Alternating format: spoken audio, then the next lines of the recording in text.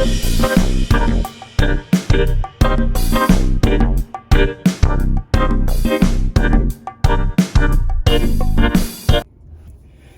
hello, hello, and welcome. It is your mom of three in NYC, and I'm back with another video. You guys, before we get started, I just saw the craziest thing, and I got it on tape. Or director on tape. I got a recording of it, and I'm gonna post it tonight. It's crazy. Hashtag only in NYC. I promise you. Anywho, you have just clicked on a video, a Bible study review. If this is your first time, welcome. My name is Taneza. I am the mother of three, hungry at all times. Do you hear Cookie Monster? Cookie Monster has been bribed with a cookie. So I am going to film this review now. All right. I would love for you to join my YouTube family if you have not yet subscribed, and subscribe below. If you are a tribe member, make sure that your post notifications are turned on so that you get every single video. Hello, Bible scholars. This is a review of 2 Kings chapters 3 and 4. 2 Kings chapters 3 and 4. I'll be reading from the NIV. You don't need a Bible if you don't have one. I will put every verse that I read on the screen. Let's get started. Joram became king of Israel in Samaria. He reigned for 12 years. I wanted to read verses 2 and 3. He did evil in the eyes of the Lord, but not as his father and mother had done. He got rid of the sacred stone of Baal that his father had made. Nevertheless, he clung to the sins of Jeroboam, son of Nebat, which he had caused Israel to commit. He did not turn away from them. King of Moab, Mesha, was supposed to supply the king of Israel, Joram, with 100,000 lambs and the wool of 100,000 rams, but he rebelled against the king of Israel after Ahab died. He showed no respect. Joram sent a message to Jehoshaphat, king of Judah, asking him if he would accompany him to fight against Moab. Jehoshaphat agrees and suggests they attack through the desert of Edom. I wanted to read verses 9, 10, and 11. Verse 9. So the king of Israel set out with the king of Judah and the king of Edom. After a roundabout march of 7 days, the army had no more water for themselves or for the animals with them. Wait, exclaimed the king of Israel. Has the Lord called us three kings together only to hand us over to Moab? But Jehoshaphat asked, is there no prophet of the Lord here that we may inquire of the Lord through him? An officer of the king of Israel answered, Elisha, son of Shaphat, is here. He used to pour water on the hands of Elijah. And I have a footnote that says that means he was Elijah's personal servant. That's what pouring water on the hands of. He was Elijah's personal servant. All three kings went down to Elisha. Elisha asked Joram, what do they have to do with each other? Go to your own prophets. Elisha tells Joab that if it was not for the respect he has for Jehoshaphat, he wouldn't even look at him. Elisha demands a harpist. While the harpist played, the hand of the Lord came upon Elisha. Verses 16, 17, and 18. Verse 16. And he said, this is what the Lord says. Make this valley full of ditches, for this is what the Lord says. You will see neither wind nor rain, yet this valley will be filled with water. You, your cattle, and your animals will drink. This is an easy thing in the eyes of the Lord. He will also hand Moab over to you. You will overthrow every fortified city, every major town. You will cut down every good tree, stop up all the springs, ruin every good field with stones. The very next morning, water was flowing from Edom to the Moabites who were standing at the border ready to fight. The water looked red like blood. They thought the kings had killed each other, and the Moabites were directed to go plunder them. 24 and 25. But when the Moabites came to the camp of Israel, the Israelites rose up and fought them until they fled. And the Israelites invaded the land and slaughtered the Moabites. They destroyed the towns. Each man threw a stone on every good field until it was covered. They stopped up all the springs and cut down every good tree. Only Ker Hareseth was left with its stones in place, but men armed with slings surrounded it and attacked it as well. So exactly what Elisha said was going to happen, happened. Elisha, king of Moab, took 700 swordsmen with him to break through to the king of Edom, but they failed. Elisha offered his firstborn son as a sacrifice on the city wall. Israel withdrew, returned to their own land. Chapter 4. I call this chapter Elisha's miracles. There were 4 miracles.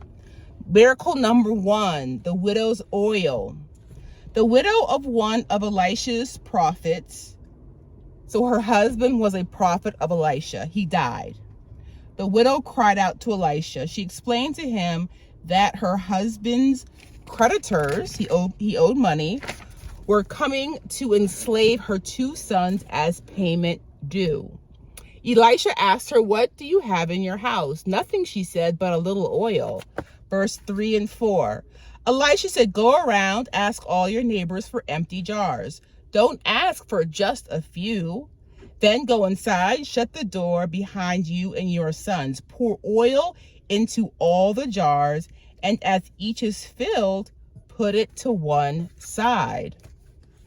The widow's sons brought jars to her. It says that she kept pouring, an active verb, until there were no more jars left. I have in my notes that God's provision did not run out first. The vessels, the jars ran out first. Elisha instructed the widow to sell the oil to pay off the debts. There was so much oil to sell, they were not only able to pay off all the debts, but there was money left over for her and her sons to live off of. God supplied and provided a surplus. I have in my notes. So that is miracle number 1. Miracle number 2. This miracle is called the Shunammite son restored to life. Whenever Elijah went to Shunem, he stopped to eat at the home of a well-to-do woman. Verse 9 and 10. She said to her husband, "I know that this man who often comes our way is a holy man of God. Let's make a small room on the roof and put in it a bed, a table, a chair, and a lamp for him. Then he can stay there whenever he comes to us." Like, how generous is that, right? Elisha would stay there with his servant Gehazi. Elisha asked the woman who had done this kind thing for him what could be done for her. Should he speak to the king on her behalf? Should he speak to the commander of the army? Verse 14, "What can be done for her?" Elisha asked. Gehazi said, "Well, she has no son and her husband is old." Elisha told her, "At this time next year, you will hold a son in your arms." The woman objected that she did not want to be misled. What Elisha prophesied did come true. Verses 18 and 19. The child grew. One day he went out to his father who was with the reapers. My head, he said to his father. His father told a servant, "Carry him to his mother." The boy sat on his mother's lap until noon, and then the boy died. She laid him on the bed that was for Elisha. She rode a donkey as fast as she could to Elisha. There she took hold of his feet. Elisha's servant Gehazi went to push her away, but Elisha said to leave her alone. She was in great distress. I wanted to read for you verse 28. Did I ask you for a son, my lord? She said, didn't I tell you, don't raise my hopes? Elisha instructs Gehazi to rush to the boy, lay his staff on the boy's face. Elisha returned to her home. The boy was lying dead on his couch. Verse 33, 34, and 35. Elisha, went in. He shut the door on the two of them. And the first thing he did was pray to the Lord. He prayed to the Lord. Then he got on the bed and lay upon the boy, mouth to mouth, eyes to eyes, hands to hands. As he stretched himself out upon him, the boy's body grew warm. Elisha turned away, walked back and forth in the room, then got on the bed and stretched out upon him once more. The boy sneezed 7 times and opened his eyes. He literally this boy was raised from the dead. Death in the pot. There was a famine in Gilgal. Elisha instructed his servants to cook a stew for the prophets that were coming to meet with him. Verse 39 and 40.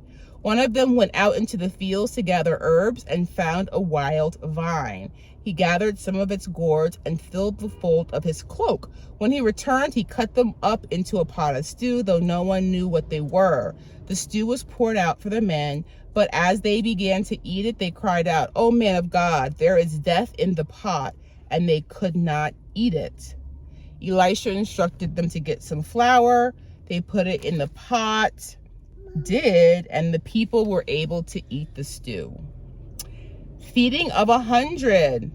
Verse 42, a man came from Baal Shalisha, bringing the man of God 20 loaves of barley bread baked for the first ripe grain, along with some heads of new grain.